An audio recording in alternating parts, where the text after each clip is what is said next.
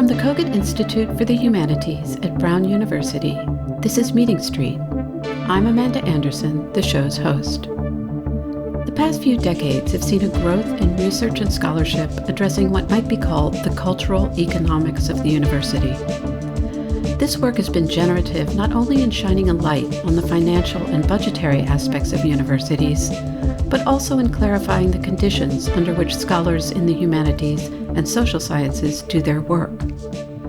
One of the key contributors to this body of research is Christopher Newfield, and I'm thrilled to have him here today. Chris is currently the director of the Independent Social Research Foundation, or ISRF, located in London. The ISRF is a public benefit foundation that supports interdisciplinary research on key social problems. Prior to joining the ISRF in 2020, Chris taught for many years at the University of California at Santa Barbara, where he specialized in American culture, critical university studies, and interdisciplinary approaches to literature, especially those that bring social scientific perspectives into dialogue with literary criticism and literary theory. He's written a trilogy of books on the university, the third and most recent being The Great Mistake: How We Wrecked Public Universities and How We Can Fix Them. He's also the co-host of a blog called Remaking the University. One thing that makes Chris's work so important and compelling is his ability to combine economic analysis with a keen attention to and advocacy for the forms of knowledge that the humanities bring to our understanding of social and cultural concerns, including the current challenges facing the university.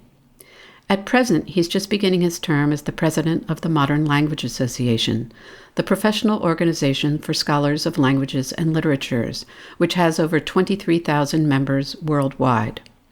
His election to this office is testimony not only to his contributions to the profession, but also to his capacity to generate important conversations on the conditions of academic life. Chris, I'm really looking forward to the chance to discuss your work. Welcome to Meeting Street. Thanks, Amanda. I'm really glad to be here. So, you're a humanities scholar with a PhD in English, whose dissertation and first book was on the American 19th century writer Ralph Waldo Emerson. Since publishing your first book, you've become one of the most informed specialists on the economic and cultural condition of the modern university. How did that happen? What was the path that led you to concentrate your research and writing on the university itself? And how, if at all, has your earliest work informed what has become your major research interest? Well, actually, there are a lot of things I was very critical about with Emerson, but he clearly influenced me with his sense that what he called in one essay, the American scholar, that all of us are supposed to take our general learning and use it to comment on and change public life. Right? So it's a humanities mode of commentary, it's introspective, it's observational, and then that endows us with the right and the obligation to say things about the world. So I think without my actually realizing it, he was doing that to me. There are a couple of other things, though. One is that, I was trained in pre-Civil War U.S., as you mentioned, and it struck me as a profoundly authoritarian, theocratic society at its root that got kind of liberalized in Emerson's period, the age of transcendentalism, et cetera, but which really still had and still has that base. So I was skeptical of the common understanding of the U.S. as inherently democratic. It seemed pretty deeply not democratic to me, and I was kind of interested in doing American studies as a way of looking at non-democracy in the United States and the way that it's played out in areas like slavery and the difficulty we had in overcoming it, but also in others, including sort of organizational life. And the other thing that was relevant with Emerson is that I attributed a term to him that I called submissive individualism as a formation for sort of middle-class folks who are very competitive and able to engage in competition, but are nonetheless really comfortable with hierarchical authority and with submitting to it. And that seemed to me to be quite relevant to academic life and to academics. The way that we operate in our institutions is both incredibly rivalrous and also deferential and not really that great at solidarity-based organization. So anyway, I guess, and the last thing that really just pushed this over into institutional studies, but this didn't happen really until sort of the second decade that I was at Santa Barbara full time, was going from private to public universities and realizing that, just experiencing really on the front lines the fact that the society was attacking these institutions first through culture wars and then budget wars, and that, it had to be defended and understood. So you affiliate yourself with something called Critical University Studies, which is an interdisciplinary enterprise that brings together economics, policy studies, cultural analysis, and psychology. How should we understand that enterprise, and what role do humanities methods or forms of knowledge bring to it? Well, just speaking mostly from my own version of it, it focuses on the institutional conditions of knowledge production in the same way that critical legal studies and also critical race theory is looking at the way the law structures consciousness. Critical university studies is doing the same thing for the way that finance and resource dependency and political rivalries within Weberian bureaucracies structure relations of, power and domination and deprivation. I mean, I'm sort of a cultural studies person, and it seemed like, critical university studies is a branch of that, in that it integrates different disciplines in order to try to get a holistic picture of what is happening, both to people in organizations, and the organizational forces, and then also what is happening to them affectively and psychologically. And I guess the latter is really the key contribution of the humanities, is, recognizing the way that affective structures in the circulation of forms of consciousness are also as important as, just the money side and the formal bureaucratic side and determining outcomes. I guess the other thing I would say about this is it's a scholar-activist project for me, because the idea of developing this knowledge is to put it into the hands of people in these institutions so that they can both understand them better and also change the institutions so that they're sort of less punitive and less destructive to those folks. And it's very much a two-way street. So I've learned a lot from the activism, both within and outside the institution, in my research, particularly around, strike debt and student debt and so on. Right. And you've partly answered a question I wanted to ask as a follow-up, but insofar as Critical University Studies is a critical project, how would you describe the values or the ideals that underlie the critical part of Critical University Studies? And I realize, obviously different people bring different perspectives to bear on this project, but I'd be curious to hear how you would describe the positive values or ideals that underlie the project. Well, for me, it's democratic, it's egalitarian, it's decolonial in the sense that it's not rooted in sort of constitutive, racist control structures. It's egalitarian among disciplines. There's also a branch of me that really, still believes in sort of the Newman understanding of the university as all the knowledges. And the thing that's been lost in our era with that is all the knowledges is some kind of equal interactivity and mutual respect. I mean, that's really been damaged, if not destroyed, first by the way that the Cold War preferred military-oriented applications, and the way the post-Cold War has preferred commercial applications in the fields that are able to contribute to those over the ones that focus on non-monetary developments, the way that the humanities does. So it's racially egalitarian, it's economically inclusive, and I guess really the most important thing, given that it's a university that we're talking about, is it's about the equal intellectual development of everybody that goes through it. And by it, I mean the system as a whole, so that folks that are going to open access institutions near their places of work and their homes are getting functionally equivalent forms of learning and transformatively similar access to new forms of knowledge and new capabilities as folks that are going to elite private and public universities. So it's a positive goal of critical university studies for me, and also the research that I've been doing, is to really try to equal it out, to make folks policy people, because I think regular people understand this, policy people understand you can't have a higher education system that is as stratified as ours is and as differentiating as ours is in terms of what the working conditions of the people in it and the intensity of the teaching that is being delivered, and still consider it to be a democratic institution. It's an anti-democratic one when it's this hierarchical. And so a positive goal of critical university studies, at least in my version, is to democratize by equalizing resources and then the knowledge and learning that comes out of that. So after a long career at the University of California at Santa Barbara, you made a somewhat dramatic change, leaving the university to take up a position directing the Independent Social Research Foundation. So, how has that change been, and what work is it enabling you to do? Well, some of it is just, 30 years is enough in one job. I was there. I got there in 1989, and I've been through many generational cycles of students.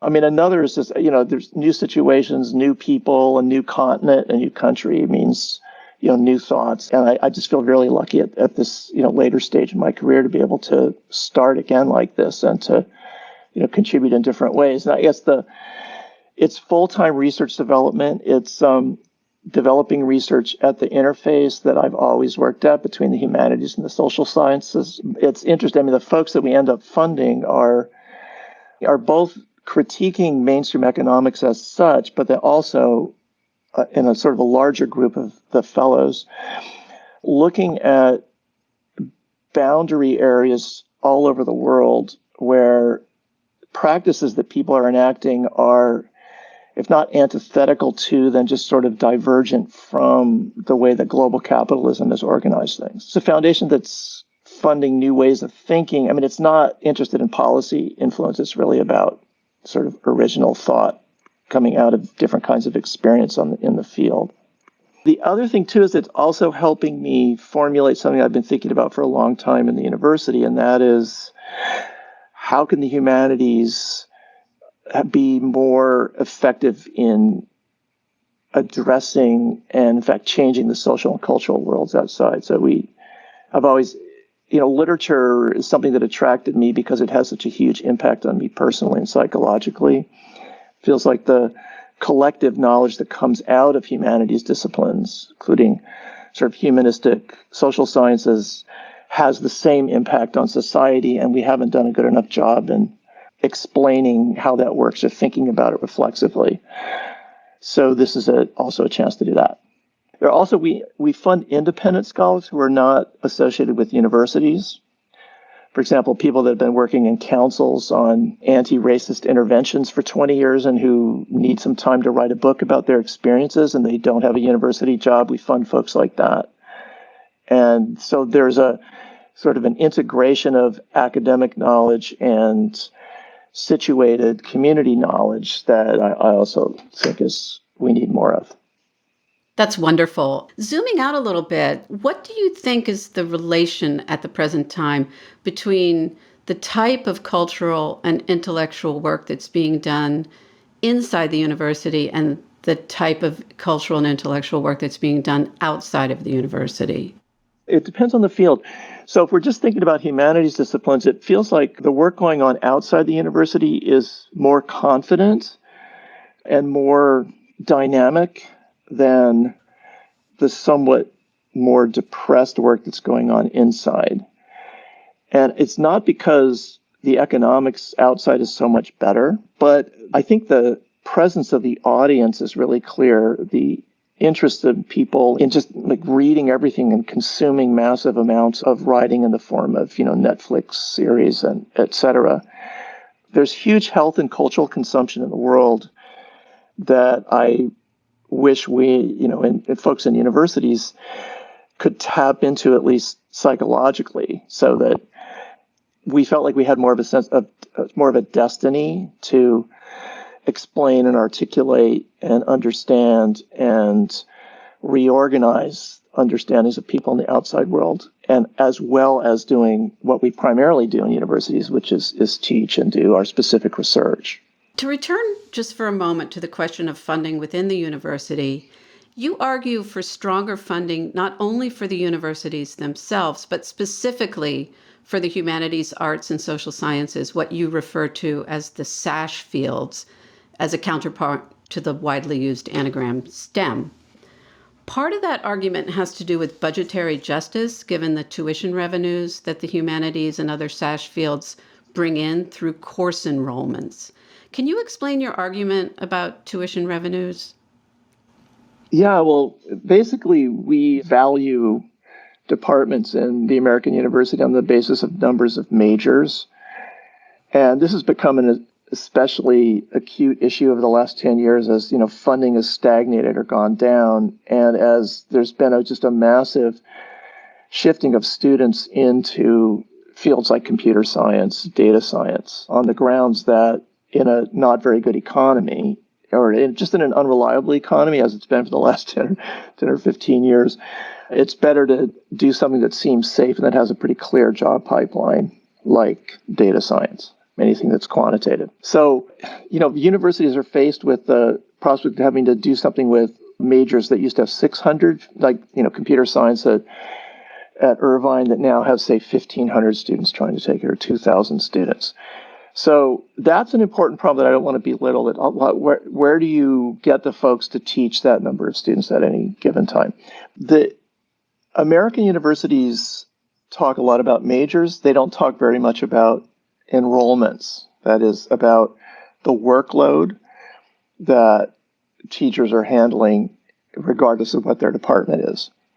So we focused a lot on the way that massive numbers of majors have accrued to, say, computer science over the last 10 years.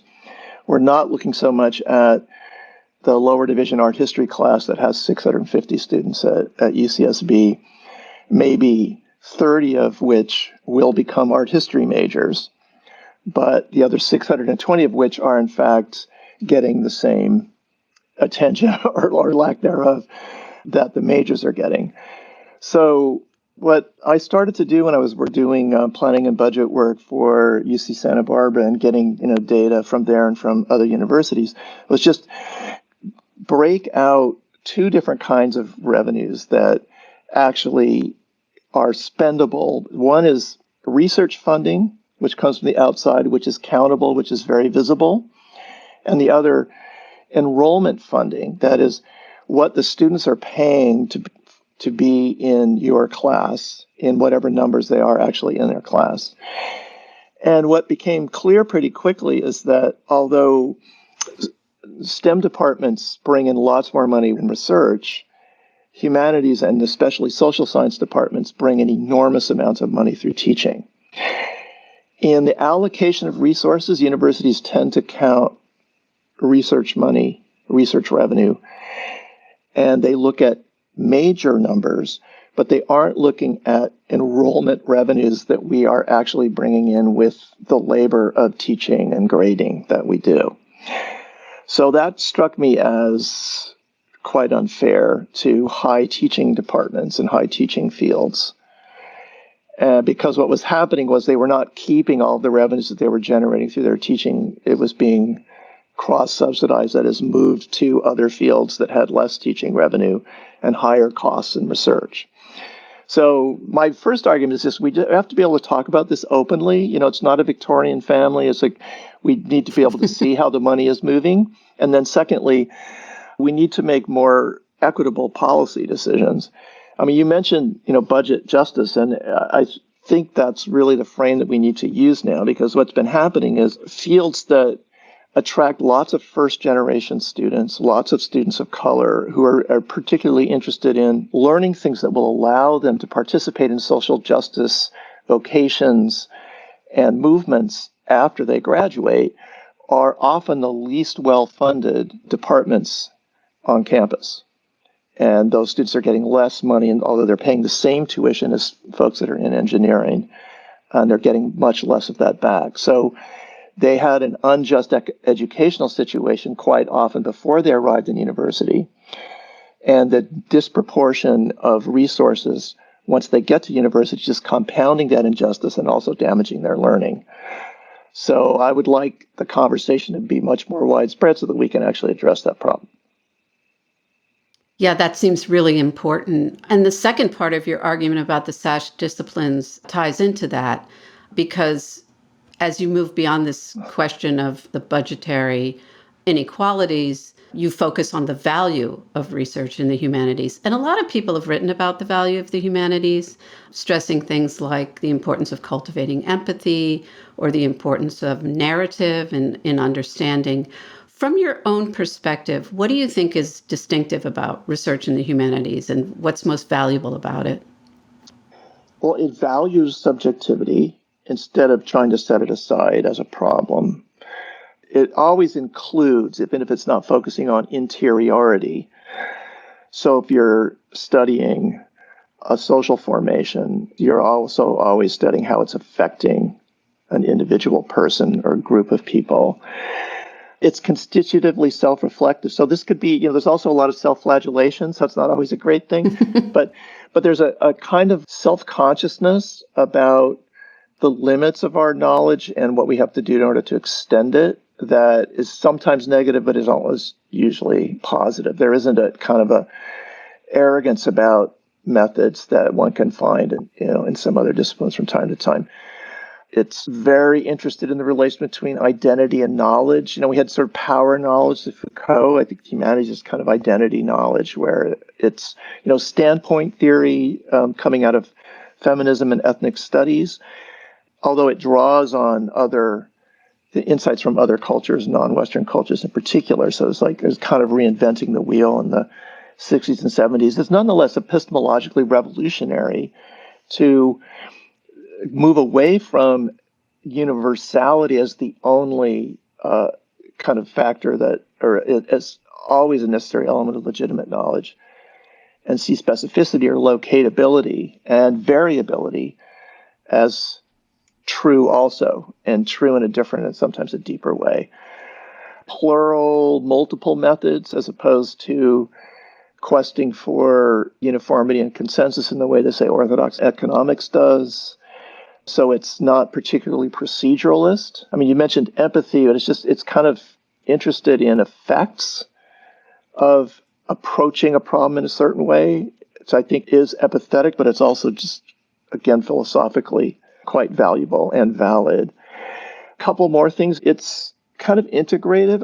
I've been able to be interdisciplinary as a literary scholar more easily than I can imagine being in most other disciplines, and also experimental in picking up stuff. But with the point being that I could put together the things that I learned from accounting with the things that I learned from ethnic studies and critical race theory, and argue for the structural racism of the funding system on the basis of having combined those two things from pretty different worlds without getting thrown out of my department.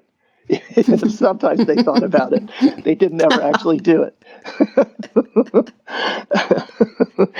And then I guess the last thing is it's very interested in emergent or sort of pre-emergent forces and themes, the unconscious, which has been such a big issue in psychoanalytically informed criticism. Weak signals, things that are not dominant, the non-dominant, what is just starting to happen, what has been pushed aside, what's been marginalized, knowledges that aren't official, that don't have endorsements from powerful people. Those may be actually the true knowledges and not the false ones. So we are always looking off to the side. There's really great peripheral vision in the humanities. And we pick up stuff that other fields just miss kind of deliberately.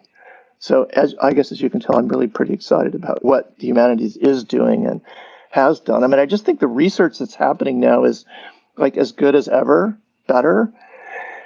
And it's undersold. The intellectual quality of it is very misunderstood. And that's something that I'd actually like to work on over the next couple of years. Wonderful. You argue for BA degrees that reflect deep learning, by which you mean a form of learning that links personal identity, what you were just speaking about, self-development, skills, field knowledge, and creative capabilities. So you've spoken very eloquently about how that takes place within the humanities. Do you think this model of deep learning is important in STEM teaching? Oh, yeah. Yeah, it's gotten so massified in STEM because of the demands problem, at least in big public schools like the one that I worked in for so long. This is, it's a funding issue. They don't have the money, even in sort of better research departments, to do the small scale personalized teaching that would allow folks to become, active engagers. There's a lot of weeding. There's a lot of 600-person lectures at many universities like UCSB, UC Berkeley, Wisconsin, Madison, all over the country. Folks are learning in passively because of the material conditions under which the United States conducts public education, right?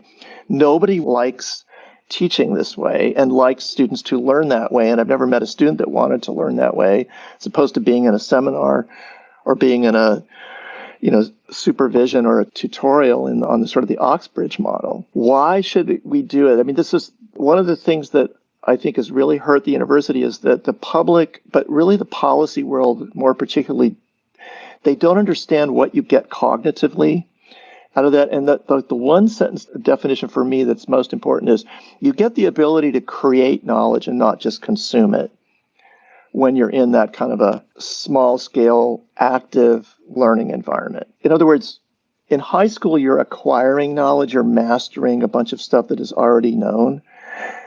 At the university level, you should be, if it's structured properly, regardless of your background, learning how to work with it, not just apply it, but create it so that you know what to do when the rules don't work. You're not just sitting there applying rules. I mean, just to sound really old-fashioned, like that should be the definition of an educated person. It's certainly my definition of what somebody with a bachelor's degree is that you can imagine and structure and operate and conclude a research project. You get a BA, you go into a job, somebody needs you to find out something, and you know how to actually find that thing out. And then, just as importantly, you know how to keep finding it out after you fail. Like you get stuck, it's not going well, what you thought would work doesn't work. What do you do then? I mean, that's the kind of thing that, I train people to deal with. It's like the failure of any kind of intellectual endeavor. People say, well, university is really important to democracy. It's really important to the cognitive agency that underlies democracy, right? The ability to generate your own understanding of like, how do you deal with all the conflicting knowledge that we have about the, Omicron variant of COVID now, where, I mean, you look at two different channels on TV and you're getting two completely different stories. You have to figure out how to deal with that. Same with, voting, same with, relationships, with workplace stuff, everything. So your proposals for higher education have been based on the view that higher education is a public good. As you say in your most recent book, the great mistake is the private good framework. In that book, you stress the need for strong state action to fund tuition-free college and develop appropriate progressive tax structures to support that process. Yet you've also voiced sympathy for more radical proposals to decolonize processes of higher learning and dismantle the university as we know it. Can these approaches be combined in a viable way, or is your thinking moving beyond state-based solutions in certain ways? I think we need to do both on different tracks without one kind of watering down the other. Capitalism and colonialism were interactive processes historically.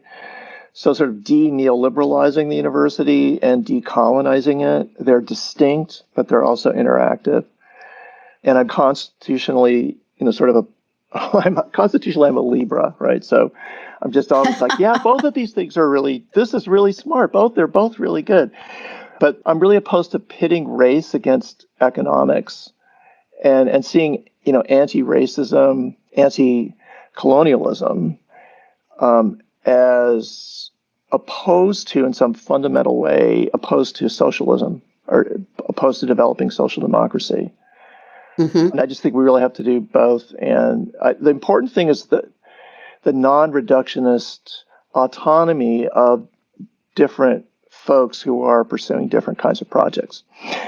I spent a lot of time with a small group of people thinking about storefront universities and how to develop something that's completely alternative based on labor stolen from academics. Like you and me would have jobs and we would teach one free class in a storefront place while it was getting going, and then they would pay people who didn't have other jobs, and it would be teaching what local folks wanted to learn, and it would borrow from extension programs. It would borrow from community colleges, tribal colleges. I mean, there's a whole bunch of really interesting grassroots models out there. And so I'm totally in favor of those things happening and working alongside the big state-funded public universities. I'm still not willing to give up on the very moment in which massive numbers of students of color want to get into them and want to get their benefits for an affordable price. So I'm interested in free college for the state-funded side and funding it so that is possible.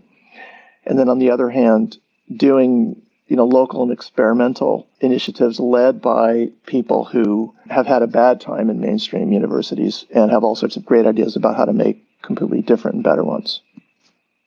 So as I mentioned in the intro, this year you are serving as the president of the Modern Language Association. As a last question for you, what plans do you have for your presidential year, and what role do you think the MLA can play in advancing the sorts of transformations you promote in your writings? Well, my theme is working conditions, and it's asking us to turn at least part of our brains towards using our knowledge and teaching experience and research insights towards imagining better working conditions and fixing the ones that we have. The premise is that we do know tons about how to make it much better and that we are capable of doing that. And so it's ways of pooling and consolidating and developing that. There's two fronts that I'm particularly interested in. One is adjuncting and stopping and reversing the use of, precarious labor for teaching at every institution. I mean, it's been massively abused. Half of the 4,300 institutions of higher learning in the U.S. have zero tenure or tenure track professors, which is, I think, quite scandalous. What can the MLA do about that? Well, one thing that we're looking at is just developing frameworks, standards, and formalizing them, and then using the delegate assembly as our ambassadors to basically do first consciousness raising and then in some future years possibly even enforcement and sanctions in the way that the AAUP does for departments and institutions that offer their entire programs on the basis of precarious labor. The relationship between the MLA and the graduate student union movements is another thing that I think we're going to explore this year. And then third issue that I'm quite obsessed about, it's really the only word, is research funding. And we talked about this a little bit. Possibly the MLA could work with other humanities organizations, ACLS, NEH, NHA, Mellon, the American Historical Association, the American Philosophical Society, learned societies, or the College Art Association, to work together to try to fix the research poverty problem. We do all of our knowledge creation on the basis of about 0.5% of the aggregate STEM research on the federal level. And I think that that's true for most sort of non-elite privates, that is including major public research universities like the University of Wisconsin and the University of California. So I would like to help start a collective solution to the research underfunding problem as well. Well, all of that is incredibly important, and it's inspiring to hear you talk about it. And I really look forward to your year leading the MLA, but also to all of your current and future work. Thanks for having me, Amanda. I really enjoyed talking with you.